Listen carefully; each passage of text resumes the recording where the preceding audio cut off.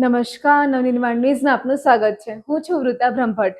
વડોદરા શહેરના ward number 6 અંતર્ગત આવતા વારસિયા વિસ્તારમાં આવેલા શિવધારા ફ્લેટના રહીશો છેલ્લા કેટલાક વર્ષોથી પોતાની જ ઘરની અંદર અત્યંત ભયજનક પરિસ્થિતિમાં જીવવા માટે મજબૂર બન્યા છે. આ આખી સોસાયટીના વિવિધ બ્લોક્સમાં અંદાજે 200 જેટલા પરિવારો વસવાટ કરી રહ્યા છે. પરંતુ સમય જતાં યોગ્ય જાળવણીના અભાવે અને ઇમારતોની વય મર્યાદા પૂરી થવાને કારણે હાલમાં આ તમામ ઇમારતોની હાલત અત્યંત જર્જરિત થઈ ચૂકી છે. વોર્ડ 6માં શિવધારા ફ્લેટ્સમાં વર્ષોથી લોકો રહે છે. આ ફ્લેટ પ્રાઇવેટ બિલ્ડર દ્વારા બનાવવામાં આવ્યા હતા. ફ્લેટ્સમાં જમીનથી લઈને છત સુધી આખી બિલ્ડિંગના મુખ્ય પિલરોમાં ઊંડી અને ગંભીર તિરાડો પડી ગઈ છે. પિલરોની અંદર રહેલા લોખંડના સળિયા સીધા બહાર દેખાઈ રહ્યા છે અને સ્લેબ તથા દિવાલોનું પ્લાસ્ટર સતત ખરી રહ્યું છે. આ તમામ દ્રશ્યો જોઈને સ્પષ્ટ થાય છે કે આ મકાનો હવે માનવ વસવાટ માટે બિલકુલ યોગ્ય કે સુરક્ષિત રહ્યા નથી. છતાં અન્ય કોઈ આશ્રય ન હોવાથી ગરીબ અને મધ્યમ વર્ગીય લોકો મજબૂરીવશ અહીં જ રહેવા માટે લાચાર બન્યા છે. બિલ્ડિંગના મુખ્ય પિલરોની આ દયનીય અને ખતરનાક હાલત જોઈને વારસિયા વિસ્તારના રહીશોમાં સતત અકસ્માત અને જાનહાનિનો ભય ફેલાઈ રહ્યો છે. વારસિયા વિસ્તાર છે, શિવધારા ફ્લેટ છે. એમાં અહીંયા બધું જર્જરિત થઈ ગયા ટાવરો બધા જ, એટલે અમને અહીંયા બીક બહુ લાગે છે ફરવાની ને. અને અમારા છોકરા મજૂરી કરે છે તો અમે જઈએ કઈ સાહેબ? એટલે અમને સહાય કરે સરકાર તરફ, એટલું અમે માગણી કરીએ છીએ એમની પાસે. અમને નોટિસો આલે પણ અમે કઈ જઈએ સાહેબ? અમે જઈએ કઈ? અમારી તરફ પૈસા એટલા બધા નહીં, છોકરા લાવે એટલું માંડ અમારે ખાવાનું પૂરું થતું હોય બરાબર, તો પછી અમે આ કઈથી પૈસા કાઢીએ સાહેબ? એના હિસાબે કંઈક મદદ કરે સરકાર, એવું કહેવા માંગીએ છીએ. બીક તો કેવી લાગે છે, રાતે ઊંઘ નથી આવતી. રાતે વરસાદ આવે એટલે બહાર નીકળીને જોવું પડે છે.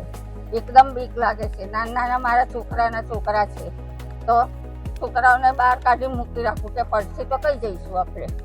એવું છે. ગૌરીબેન રમણભાઈ મકવાણા. આ વારસિયા શિવધારા ફ્લેટ છે, પોલીસ ચોકીની સામે. આ ફ્લેટને લગભગ 30 વર્ષ થઈ ગયા બને, પણ અહીંયા આગળ કોઈ તંત્ર અમને જોવા નહીં આવતું. પહેલી વસ્તુ તો એ છે કે પહેલાં એક બી ટાવર પડ્યું હતું, તેમાં બધાએ 1-1 લાખ રૂપિયા કાઢીને અમે એ ટાવર ઊભું કર્યું. હવે બીજી સમસ્યા 3 ટાવરની છે. હવે આ 3 ટાવરની સમસ્યા એવી છે કે કોઈની પાસે પૈસા નથી. નોટિસ આપ્યું, પણ નોટિસ આપીને અમે લોકો જઈએ કઈ? મેઇન વસ્તુ અમે કઈ જઈએ? કારણ કે અમારી પાસે કોઈની પાસે પૈસા જ નથી. રોજ કમાઈને રોજ ખાવાનું છે, કઈ જઈશું? હવે આ જે ભાઈ છે આ ટિફિન સેન્ટર ચલાવે છે, આનો ઘરવાળો બી નથી, કોઈ નથી. હવે આ કઈ જશે? કઈથી પૈસા કાઢશે? આજે નોટિસ આપ્યા પછી અમે ભાડે ક્યાં જઈએ? ભાડું ક્યાંથી ભરીએ? બધું જ આખી બિલ્ડિંગ જર્જરી થઈ ગઈ છે. તમે અત્યારે ચલો, હું તમને બતાવું છું લાઈવ કે કેટલું પડે છે. દાદરાની સીડીઓ બધી પડી ગઈ છે, પિલરો બધા ફાટી ગયા છે. કોઈ જગ્યા અંદર જવાનો રસ્તો નહીં, પણ તોય અમે રહી રહ્યા છીએ. બહુ બીક લાગે છે. નાના છોકરા છે, ક્યાં જઈશું? વરસાદનો સમય છે, રાતે ઊંઘ નહીં આવતી. રાતે ઊંઘીએ છીએ તો એ વસ્તુનો ડર લાગે છે કે કયા ટાઈમે બિલ્ડિંગ પડશે, પણ અમે ક્યાં જઈએ? કારણ કે અમારી પાસે રસ્તો નહીં. રસ્તો હોવો જોઈએ ને બીજી જગ્યાએ ભાડું ભરવાનું. પિલ્લર બધા ફાટી ગયા છે અને આ પ્રાઇવેટ સોસાયટી છે. અમારા પાસે જ્યારે ત્યારે આજે 30 વર્ષ પહેલા જ્યારે અમે મકાનો લીધા એ બિલ્ડરો બી મરી ગયા. અત્યારે અમુક મકાનો બેંકના હાથમાં છે, કારણ કે અમુક મકાન માલિકોએ શું કર્યું, 9-9, 10-10 લાખ રૂપિયાની લોનો લઈને જતા રહ્યા. અને અમુક મકાનો અમુક લોકો એવી રીતના લીધા છે 2.5 લાખ 3 લાખમાં, તો એ લોકો બી જોવા નહીં આવતા. એ લોકો ખાલી ભાડું ખાવામાં સમજે છે. એટલે મારી માંગ એટલી જ છે સરકારને કે અમે પૈસા જે અમારાથી બનશે અમે કાઢીશું, પણ અમને અમારી બિલ્ડિંગ રિપેર કરવામાં મદદ કરે, સહાયતા કરે. કારણ કે અમે બહુ જરૂરતવાળા માણસ છીએ. કારણ કે કોઈ જોવા જ નહીં આવતું. ના કોઈ કચરાવાળું આવે કે ના કોઈ ચીજ અમને કોઈ પણ જાતની કોર્પોરેશનમાંથી કે કોઈ અધિકારીથી મદદ નથી મળતી. અને હું ચાહું છું કે અમને હવે મદદ મળવી જોઈએ. સોનલ પટેલ. 200 ઘર છે, 5 ટાવર છે.